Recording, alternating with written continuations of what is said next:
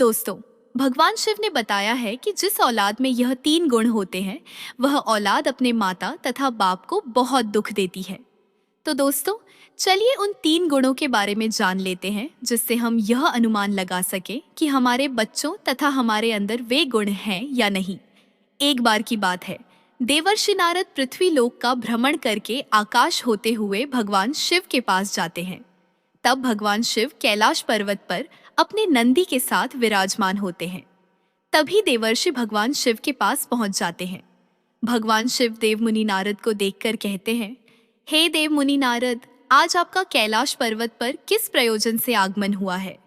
तब देव मुनि नारद कहते हैं, हे प्रभु, मैं अभी अभी पृथ्वी लोक का भ्रमण करके आ रहा हूँ और मैंने देखा कि पृथ्वी लोक पर बहुत सारे माता पिता की औलादें उनकी बुढ़ापा का सहारा नहीं बन रही हैं तथा अपने माता पिता को बुढ़ापे में बहुत कष्ट देती हैं।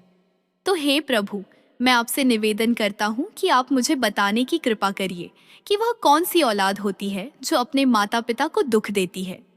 तब भगवान शिव कहते हैं, हे देव मुनि नारद, हम आपको आज एक अत्यंत पवित्र कथा सुनाते हैं जिसे सुनने के बाद आपको आपके सभी प्रश्नों के उत्तर अवश्य मिल जाएंगे।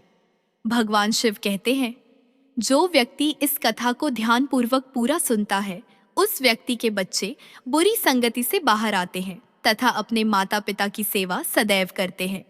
दोस्तों, अगर कथा पसंद आए तो वीडियो को लाइक करके, चैनल को सब्सक्राइब करके कमेंट बॉक्स में हर हर महादेव अवश्य लिख दीजिएगा।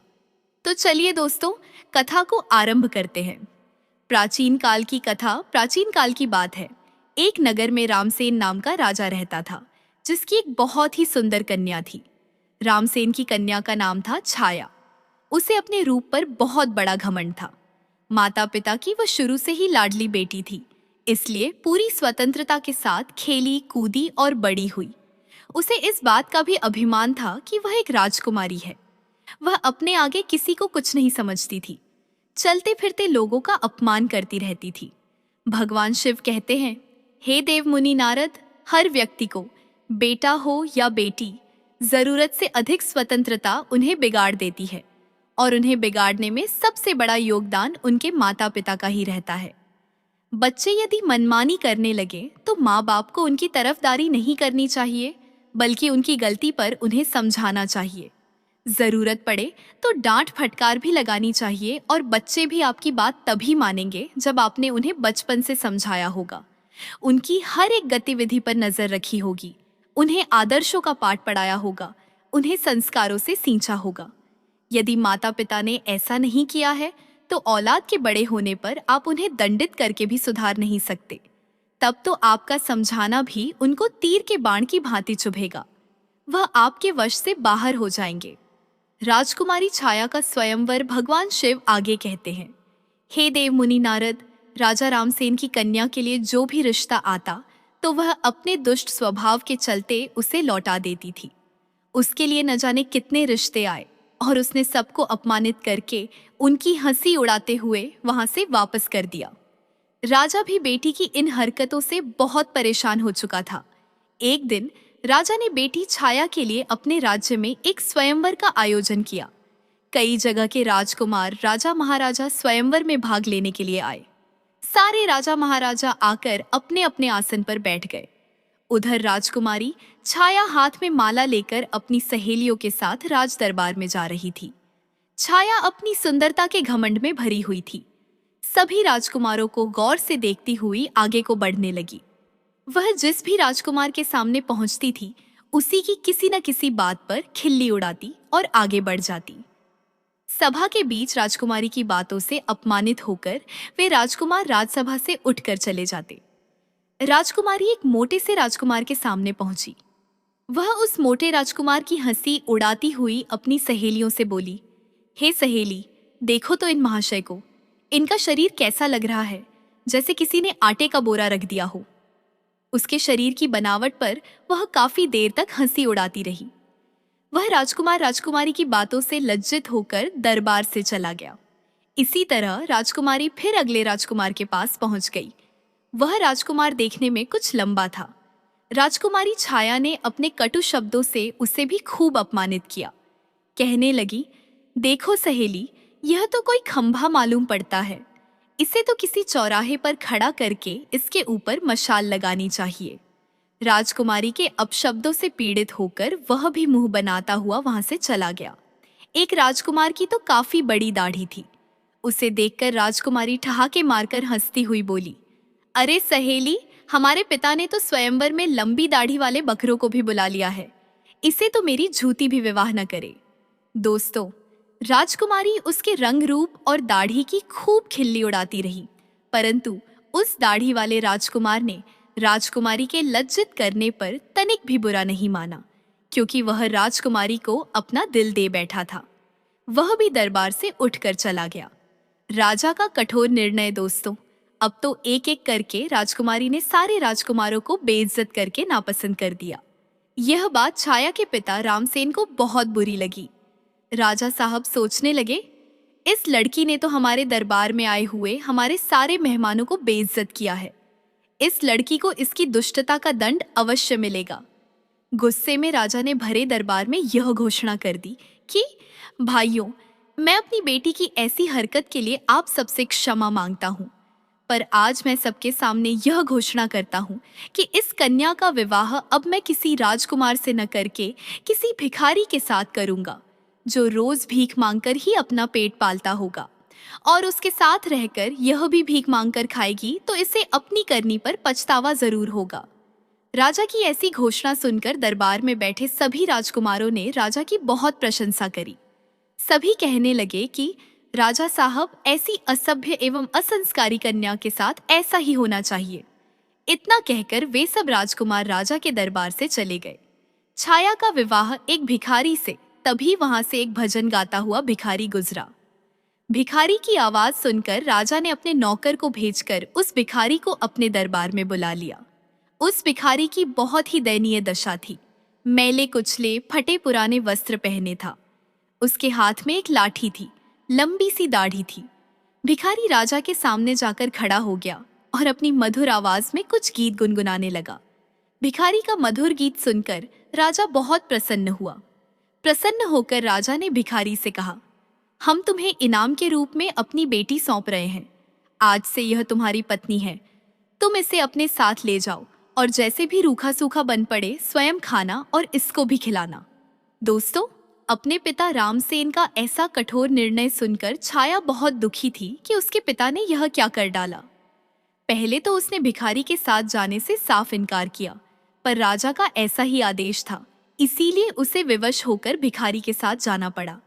राजा ने कहा, बेटी, तुमने किसी राजघराने में जाने का अधिकार पूरी तरह से खो दिया है। अब से यह भिखारी ही तुम्हारा पति है। इसी के साथ तुम्हें अपना जीवन बिताना पड़ेगा। अगर तुमने इसे धोखा दिया या इसका साथ छोड़ा तो तुम्हें मृत्युदंड भी दिया जा सकता है। दोस्तों, राजा ने छाया का विवाह उस भिखारी से कराने के बाद उसे अपने घर से विदा कर दिया।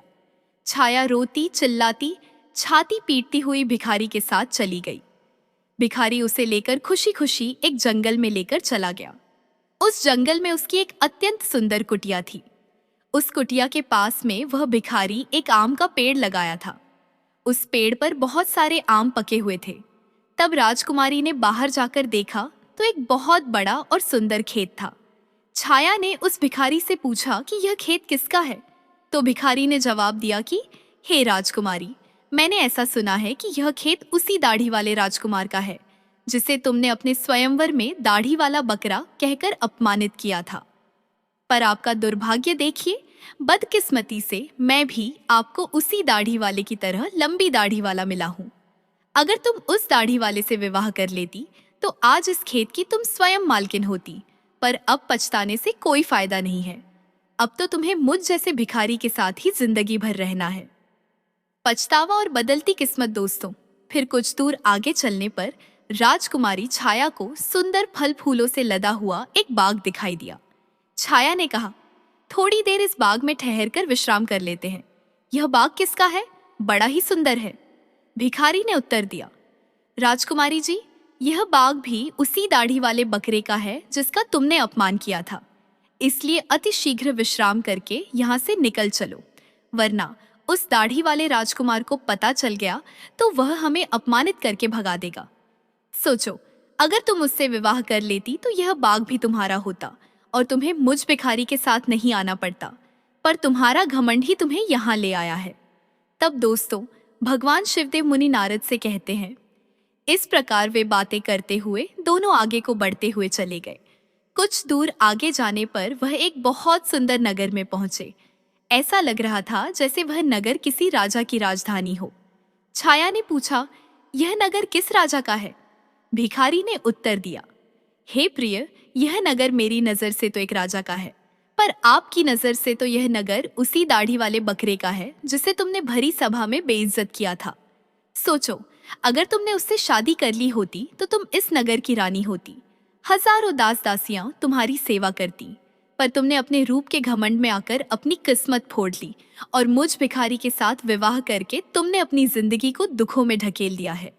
पर अब क्या हो सकता है? जो होना था सो हो गया। भिखारी की बात सुनकर राजकुमारी को बड़ा पश्चाताप होने लगा। कहने लगी, काश मैंने उसके साथ विवाह कर लिया होता।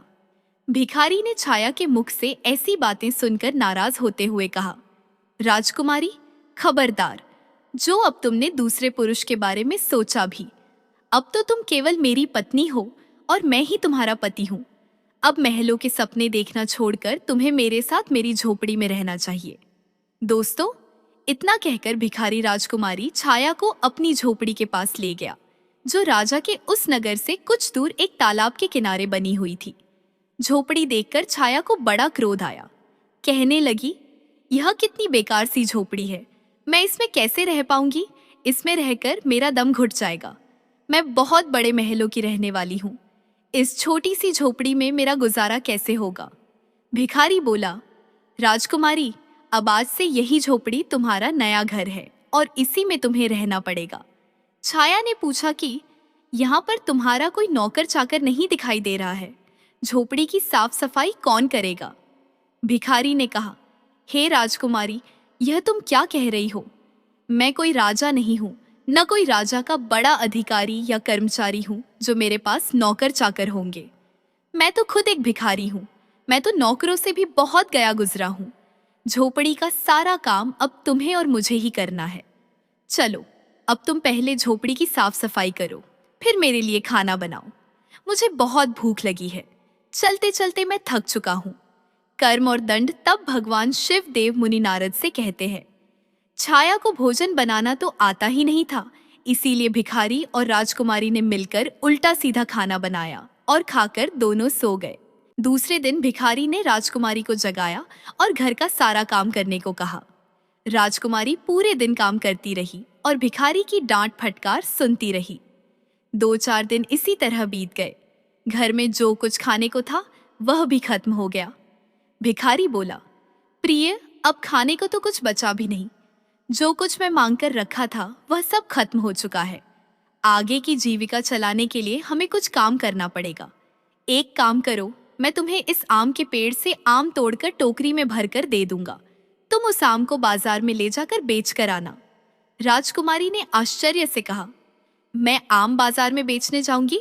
अगर मुझे किसी ने आम बेचते देखकर पहचान लिया तो वह मेरी बहुत हंसी उड़ाएंगे। मुझे बहुत शर्म आएगी। भिखारी बोला, काहे की शर्म? अब तो तुम रानी नहीं हो, तुम एक भिखारी की पत्नी हो। शर्म तो तुम्हें तब लगती जब तुम उस दाढ़ी वाले की पत्नी होती और वह तुमसे बाजार में आम बेचने को कहता। अब अगर शर्म ही आती है तो फिर भूखी मरो। दोस्तों, मजबूर होकर राजकुमारी बाजार में आम बेचने चली गई। एक सड़क किनारे आम रखकर बैठ जाती है और दिन भर आम बेचती रहती है। धीरे धीरे उसके आम खूब बिकने लगे। एक दिन की बात है, जब राजकुमारी छाया सड़क पर बैठी आम बेच रही थी, तभी वहां पर एक राजा का मंत्री आता है और उसने लात मारकर उसके सारे आम इधर उधर फैला दिए और बोलता है, खबरदार, जो रास्ता घेर कर आम लगाए। तो उसके बहुत सारे आम फूट गए थे और उसका बहुत नुकसान हो गया था। राजकुमारी को बड़ा दुख हुआ। उसने सारी बात झोपड़ी में आकर भिखारी को बताई कि आज एक राजा के सिपाही ने उसके आम पर लात मारकर फोड़ डाले। भिखारी ने कहा, तुम बिल्कुल पागल हो। अगर तुम बीच रास्ता घेर कर दुकान लगाओगी तो सिपाही तो आम फोड़ेगा ही। तुम्हारी वजह से राहगीरों को वहां से निकलने में तकलीफ हो रही होगी। अब तुमसे यह भी काम ठीक से नहीं होगा। तुम्हें कोई काम बताओ तो तुमसे ठीक से होता ही नहीं है। अब मैं जा रहा हूँ और तुम्हारे लिए कोई और काम तलाश करूंगा। रसोई में काम भिखारी गया और राजा के एक बड़े अधिकारी के यहाँ रसोई का काम ढूंढ कर लाया और छाया से कहा कि मैंने तुम्हारे काम की व्यवस्था कर दी है। कल से तुम राज्य कर्मचारी की रसोई में जाया करोगी और वहाँ के रसोइये के साथ मिलकर खाना बनाना है। वहाँ से हमें खाने के लिए अच्छा अच्छा भोजन भी मिलता रहेगा। दोस्तों, भगवान शिवदेव मुनि नारद से कहते हैं, इस प्रकार वह घमंडी राजकुमारी रसोइये की मददगार बनकर काम करने लगी।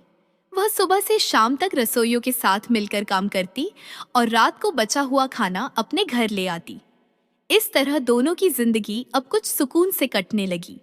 एक दिन की बात है, छाया रसोई में काम कर रही थी। तभी उसने खिड़की से झांक कर देखा तो वहां राजा के महल में कुछ उत्सव होने वाला था। पूरा राजमहल सजाया हुआ था। बड़े बड़े मेहमान आ रहे थे। नौकर चाकर उनका स्वागत कर रहे थे। महल में बड़ी धूमधाम थी। राजकुमारी वह सब देखकर अपनी किस्मत को कोस रही थी। अपनी किस्मत पर आंसू बहा रही थी और सोच रही थी कि काश मैं भी इतनी घमंडी नहीं होती तो मुझे यह दिन देखने को नहीं मिलता। वह वहां खड़ी खड़ी सोच रही थी। तभी वहां दो दासियां आती हैं और कुछ खाने का सामान उसकी टोकरी में रखकर चली जाती है। सत्य का अनावरण राजकुमारी टोकरी को लेकर अपने घर को लौटने लगी। अभी वह दरवाजे से निकली ही थी, तभी सामने से एक राजसी पोशाक पहने एक पुरुष ने आकर उसे रोक लिया। देखने में वह वहां का राजा महाराजा मालूम पड़ रहा था। राजकुमारी ने जब उसके चेहरे को देखा तो वह डर के मारे कांपने लगी, क्योंकि वह राजा वही दाढ़ी वाला था जिसको छाया ने अपने यहाँ दाढ़ी वाला बकरा कहकर अपमानित किया था। राजा ने राजकुमारी से कुछ नहीं कहा, बल्कि वह उसे उसका हाथ पकड़कर दरबार में लेकर पहुंचा, जहां तमाम मेहमान लोग बैठे हुए थे। वहां की भव्यता को देखकर घबराहट में राजकुमारी के हाथ पैर कांपने लगे। उसके हाथ से टोकरी छूटकर जमीन पर गिर पड़ी। टोकरी में रखा हुआ खाना जमीन पर गिरकर इधर उधर बिखर गया। राजकुमारी बहुत उदास हो गई। दरबार में बैठे हुए मेहमान यह देखकर जोर जोर से हंस पड़े। अपने ऊपर सबको हंसता देखकर छाया घुटन से मरी जा रही थी। उसे ऐसा लग रहा था कि अभी धरती फट जाए और मैं उसमें समा जाऊं। उसने राजा से अपना हाथ छुड़ाया और वहां से भाग जाना चाहती थी। राजा ने उसे रोकते हुए कहा, राजकुमारी, घबराओ मत। तुम्हारे साथ कोई अभद्रता का व्यवहार नहीं होगा, बल्कि तुम्हें मैं यहाँ सम्मानित करने के लिए लाया हूँ। मैं वही तुम्हारा भिखारी पति हूँ जो तुम्हारे साथ झोपड़ी में रहता था, और मैं वही सिपाही हूँ जिसने तुम्हारे आम को फोड़ा था। मैं ही यहाँ का राजा हूँ और वही दाढ़ी वाला बकरा हूँ। मैंने तुम्हारे साथ भिखारी बनकर विवाह इसलिए किया था क्योंकि मैं तुम्हें चाहता था, और तुम्हारे पिता की प्रतिज्ञा को ध्यान में रखते हुए मुझे भिखारी की वेशभूषा बनानी पड़ी। मैंने भिखारी बनकर तो तुमसे विवाह कर लिया। अब तुम्हारा घमंड भी नष्ट हो चुका है। इतने सारे मेहमान हमारे स्वागत में आए हैं। अब मैं तुमसे सम्मान पूर्वक विवाह करूंगा। नया जीवन और सीख फिर भगवान शिव देव मुनि नारद से कहते हैं। यह सुनकर राजकुमारी को बड़ी प्रसन्नता हुई। खुशी में उसकी आंखें आंसुओं से भर गईं। अब तो दासियां आईं और उसे दुल्हन के नए जोड़े में सजाकर लाईं। दरबार में छाया के माता पिता भी मौजूद थे। सबने राजकुमारी को खूब आशीर्वाद दिया और राजा के साथ समस्त मेहमानों की उपस्थिति में उसका विवाह हुआ। उसका सारा गुरूर उतर चुका था। वह पूरी तरह से बदल चुकी थी। उसने जिंदगी जीने का तरीका सीख लिया था। दोस्तों, तब भगवान शिवदेव मुनि नारद से कहते हैं, हे देव मुनि नारद, अत्यंत सुख सुविधा में पलकर मनुष्य उन अनुभवों से, उन संस्कारों से अपरिचित रह जाता है जो उसके जीवन में आगे बहुत कष्टदायक हो सकते हैं। शिव कहते हैं, इसलिए मनुष्य को कभी भी किसी बात का घमंड नहीं करना चाहिए। परमात्मा जब तुम्हें किसी एक गुण से संपन्न बनाता है तो बाकी कई गुणों से खाली रखता है, ताकि तुम्हें जब भी कभी अभिमान हो तो तुम्हें उसका सबक मिल सके। इस प्रकार राजकुमारी उसी दाढ़ी वाले पति के साथ बड़े आनंद से रानी की तरह जीवन व्यतीत करने लगी। और इस प्रकार से भगवान शिव ने बताया, जिसकी औलाद अपने मनमानी करती है तथा अपनी माता पिता का अपमान करती है और उनकी बात को नहीं मानती है, ऐसी औलाद सदैव मुसीबत से घिरी रहती है। उम्मीद करता हूँ आप लोगों को यह कथा पसंद आई होगी। अगर दोस्तों पसंद आई हो तो वीडियो को लाइक करके, चैनल को सब्सक्राइब करके, बेल आइकन ऑल पर प्रेस करके कमेंट बॉक्स में हर हर महादेव अवश्य लिख दीजिएगा। दोस्तों, वीडियो को पूरा देखने के लिए आप लोगों का धन्यवाद।